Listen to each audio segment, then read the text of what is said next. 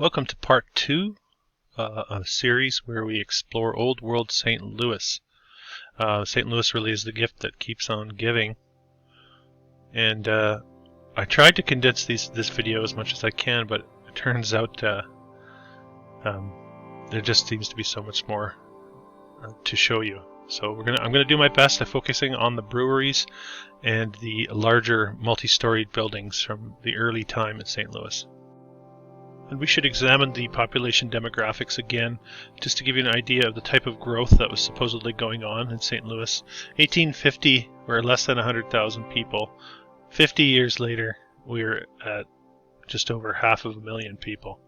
And you're going to see a lot of structures built in this time period here, stretching into the 20s, but we're talking multi-storied structures made out of brick and steel and ornately finished. In these early days, many of these North American cities having sightseeing tours where you could go around and see the structures that were supposedly freshly built, many of them looking very old, like this one. This is a good example of the multi-storied structures I was talking about. We will first take a look at the breweries, though. And in part 1, we looked at the Anheuser-Busch Brewery, the big one.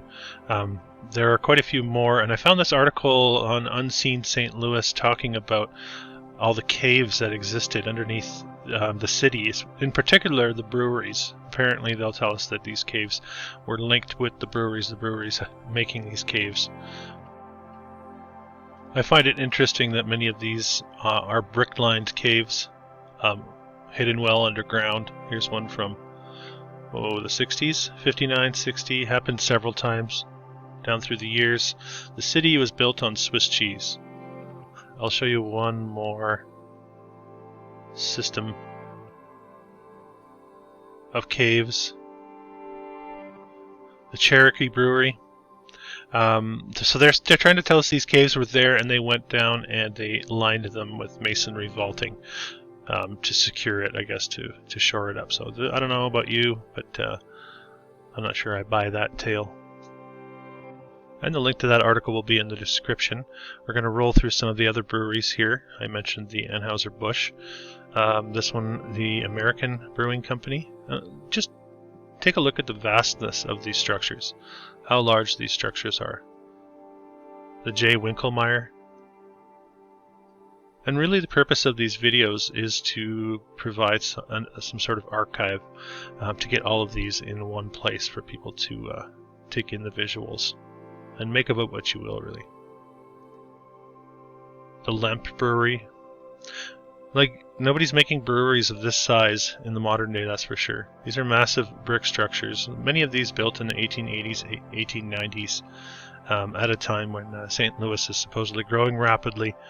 And population really isn't all that large to accommodate such a vast amount of construction.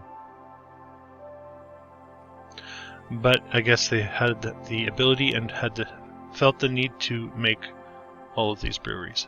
So, okay, we'll move on to the multi-storied structures. I'm going to list them off as best I can.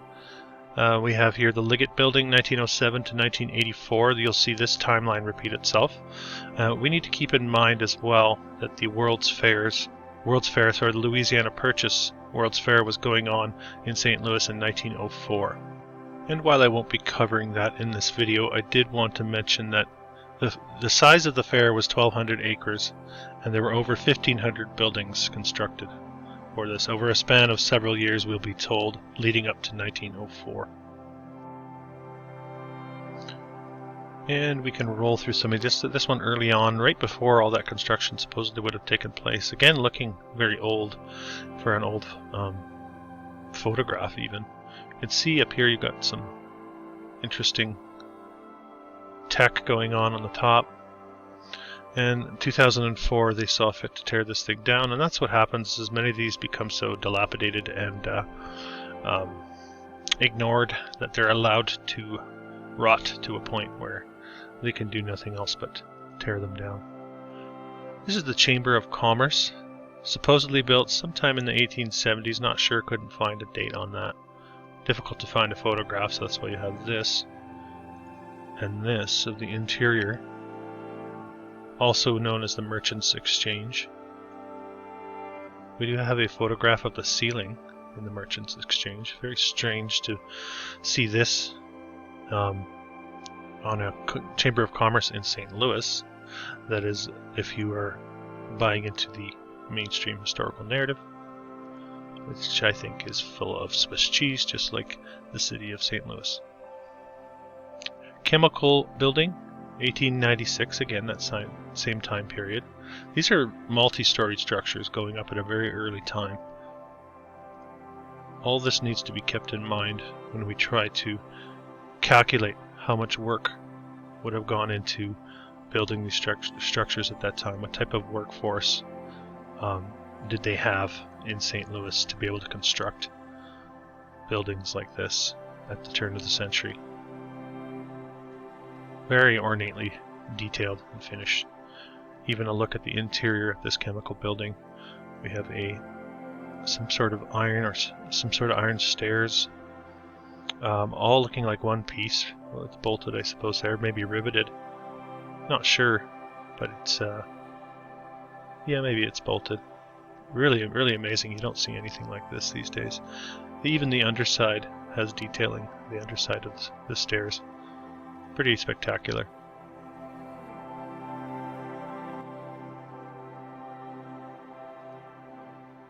Moving on to the Equitable building, built in 1874. Very early time period. Not a lot of people in St. Louis then. Well, I should say 300,000 plus, which is not a large city compared to modern day. 1906. So there's a whole group of buildings that went up in 1906, 1907. You'll see that as we go through the video. The Ferguson McKinney building, here it is in the modern day. You get a sense of how amazing these structures really are, the ones that still survive into the modern day. The Frisco building, built during the World's Fair, during construction and operation of the World's Fair. Massive structure. Still stands, and I guess they had enough manpower, skilled manpower, to be working on structures like this at that time. So what do you think? A lion's head? Every, couple feet? All the way down this massive, massive structure. It's funny too, because some of these larger buildings are hard to really tell. They have detail when you get a postcard like this. You can tell there's some detail here, but you really don't get a sense of what's going on up there. This is the Grand Leader, or the Stix, Bauer, and Fuller, which would be these gentlemen, apparently. Early capitalists, let's say.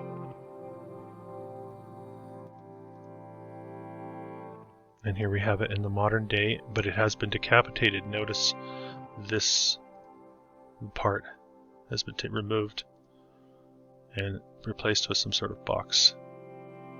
But you can still see from this point down the old structure. And we have apparently a drawing of the opening day of the Grand Leader, because I guess they couldn't take a photograph. So, but they were able to pass a drawing down to us, down through time, so that's nice of them. It is very mysterious that so many of these structures don't have a lot of visual evidence, especially of the interiors or from the early days, or especially from the construction process. Hotel American, there's that 1907 again. Didn't last very long. 46 years this thing stood for, we are told. And a look at the theater on the interior of that one. Now it's a little confusing. I could be mistaking it for the American Hotel Annex and Opera House next door. This all gets very confusing, folks. It seems the deeper I dig into these locations, the more I find duplicate names, multiple structures with the same name, that type of thing. So it gets confusing. But here we're seeing a little bit more of the American Hotel American or American Hotel. And another thing too is just the sheer amount of hotels you're going to see as we roll through this section of the video. The number of hotels and the size of the hotels. Here's the Beers Hotel. Another picture of it here, give you an idea of why on earth are they putting this there. They have so much taste, such a sense of taste, and such a vast amount of architects at that time that this is just commonplace to add a little bit of flair. You certainly don't have that in the modern day. Hotel Benton, Hotel Berlin, looking more like a government building of some sort. That one's a bit strange. Buckingham Hotel, again being built right in the early 1900s, just right around the World's Fair, torn down in the 70s. You'll see a lot of that in this video as well. And you have a couple of these, which are going up in the Roaring 20s. They'll tell us, but having a very similar style to the ones that are going up in the early 1900s. So again, I wonder about the timeline, and because in the 20s too, we should be seeing, this is 1923, we should be seeing more construction photo evidence of these structures. Another one from the 20s, there should be a lot more. Many of these are all but buried, and you have to really dig fairly deep to even find out that they existed, some of them. And some of them still stand in the modern day, but the names have been changed and it's hard to dig into their past. So it's very interesting. The Gatesworth, here's the Gatesworth in the modern day. And this is a good example of what I mean. It's hard to really tell from the postcard. This one still stands, so we can actually zoom in and get a sense of the columns and the detailed cornice work here, and then above, and again, and again, and then even the brick, the way it's very well constructed. The Hotel Lenox, again, 1929, so that's what, 4 or 5 hotels in a row from the 20s. There should be aerial shots of St. Louis in the 20s with construction everywhere. That's one of my major complaints. How come we don't have more visual evidence of that time period? Don't give me the excuse that they didn't have cameras or they weren't very good, because camera technology was coming on strong in the 20s. The Mark Twain Hotel, Maryland Hotel, 1907, again, built in that time period. So I think you'll count at least 5 or 6 hotels built in 1907, all going up at the same time. There's the Maryland Hotel in the modern day. And then a closer look, again, another good example of hard to tell from far, but as we get in closer, we really get a sense of the detail. Those griffins, no expense spared on the detail in these structures. So at first, what looked like a building that may not even be worth featuring, as we look a little bit closer, we realize these were all very, very ornately done. Beautiful. We have 2 little creatures in here. Children, maybe, I'm not sure. Very ornate. Hotel Mayfair, 1926. Here we are, still in the 20s. A look at the interior. A rare look at the interior. Believe me, I tried to find interior shots for you guys. Not a lot. This gives you a sense again of the vastness of the interior, especially in the lobby area of these hotels. Hotel Melbourne. Large, 1921 again. We're getting close to 10 hotels now from 1921.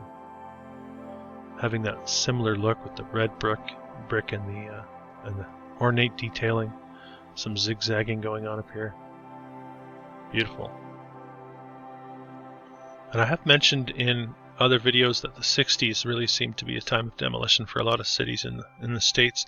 Looks to me like the 70s was the same for St. Louis. The Planters.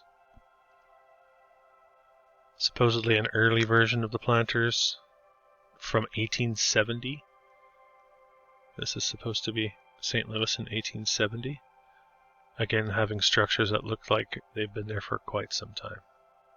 And also in 1870 we have tracks on the road. This would be from the horse-drawn streetcar days, I'm sure, before Edison gets going. The Southern Hotel. Southern Hotel in 1868. Again, a very early time period. Very early.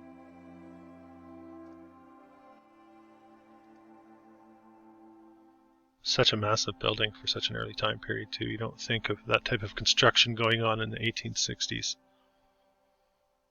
Here's the dining room, looking like possibly somewhere in France, according to the ceiling. But there is a connection, a French connection with St. Louis.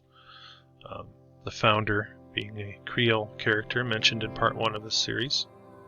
Make sure you check out part 1 if you're enjoying this. I will have the link in the description.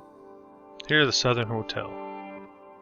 Also getting conflicting reports of visuals and the write-ups we have. Here we have an 1877 fire, of course, loss of life, all the rest of it rebuilt, then closed again in 1912. Anyway, the narrative does not align. There's too many inconsistencies. That's why we enjoy poking holes in the narrative here on this channel. I think there's enough holes to warrant a deep investigation into our history and the inconsistencies. Here's the horse-drawn streetcars for you. Just hoping and praying that one day somebody invents something called electricity, which nobody really knows what it is at that point. Yeah. Hotel Statler. So that's the Southern. Here's a look at the Statler. Very large structure. There's a shot of the interior of the Statler. Again, just to give you a sense of how ornately finished and vast the interiors are here. And many of these that still stand, I would suggest the interiors have been vastly renovated to a point where they're unrecognizable to what they once were. A bit of an exterior shots here of the Statler. Trying to get a little bit closer, you can see the column work and the cornice, ornately decorated cornice. 1917 is the year that one went up, we are told. Very large structure. The Washington Hotel. The Woodbine Hotel.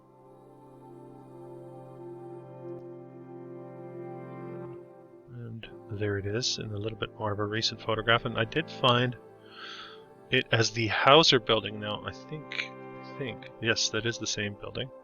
The picture looks like it's taken from this photograph, actually. The Hauser building it used to be. And so this is dating way back into the 1880s. Don't have a date for it.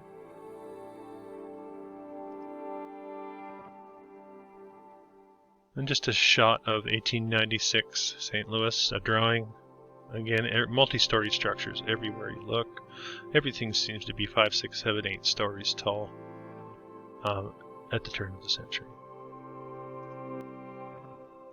The St. Louis Life Insurance Company's building, and we have a better version of it here.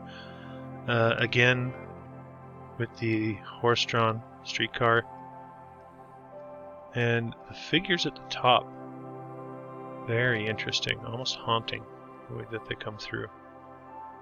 Very interesting structure. Certainly not something that could come down through time. Too many questions would be asked. But we do, luckily we have visual evidence, and I'm happy to present that for you here. The Lincoln Trust Building, 1893 to 1983. Or 1898, my apologies. Let's take a closer look. And this one again, a bit of a ghost unless you know what you're looking for. Demolished in the 80s. There's a lot of shame involved, I think, at some level when you demolish such a structure. The Lincoln Trust. Here we can get a real sense of what the upper portion of that building looked like.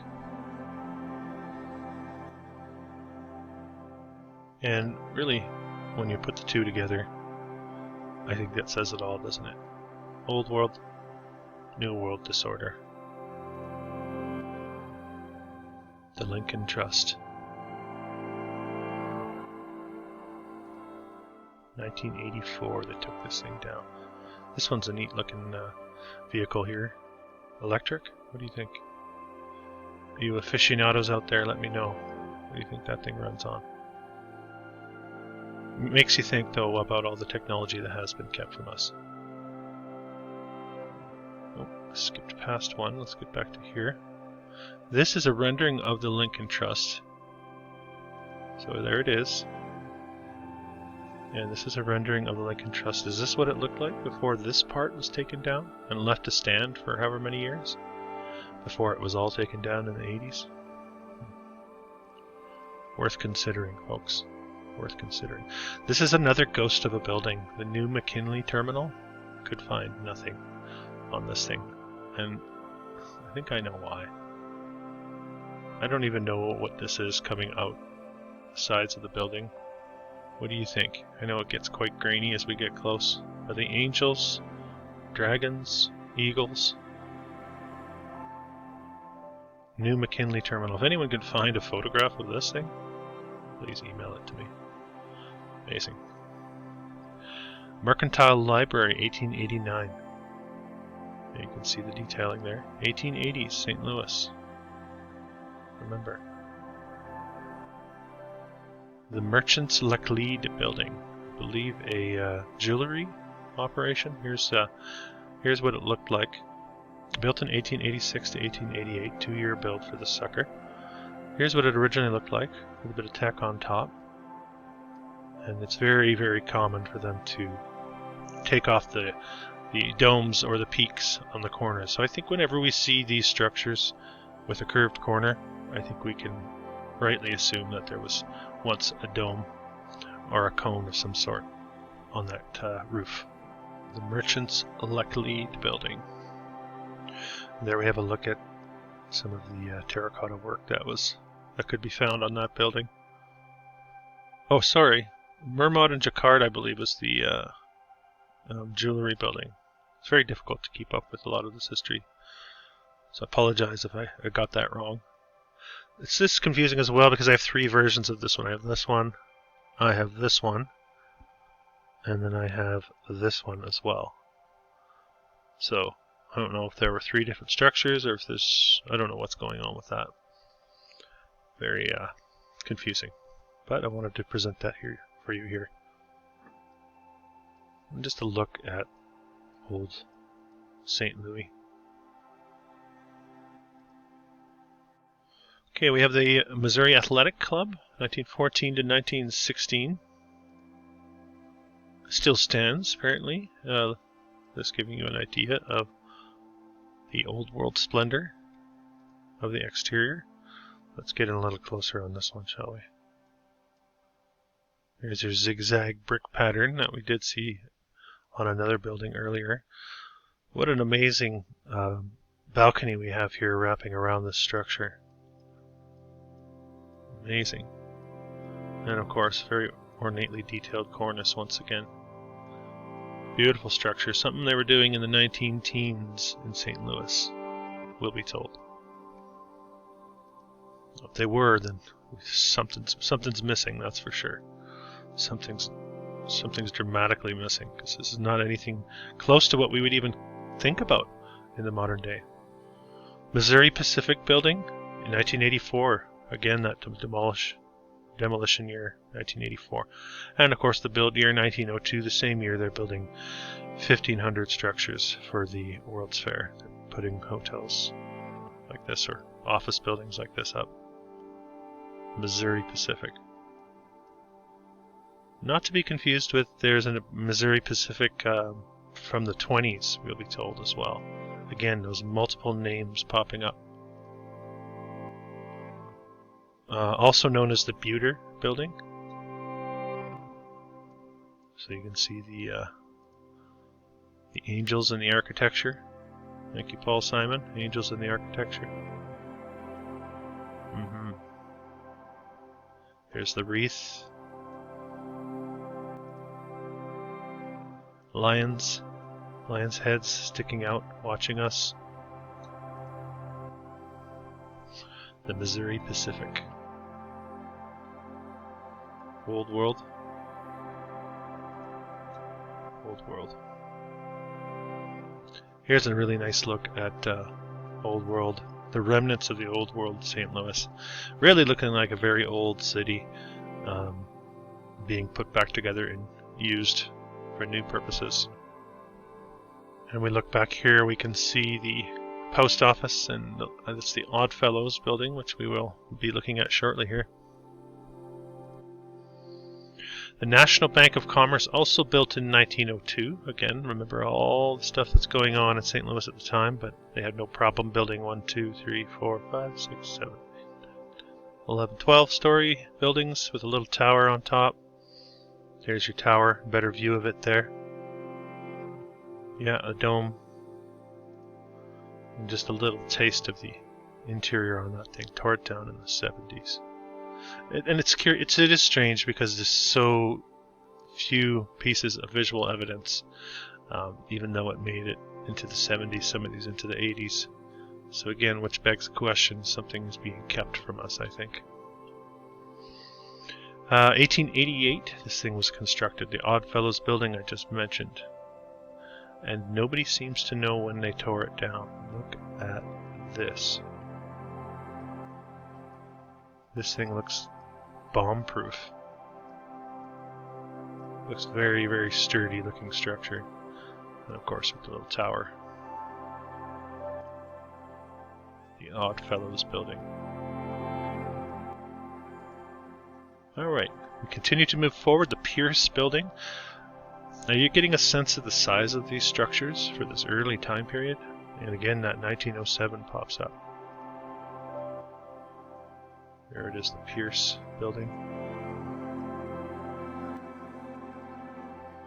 And a closer look even.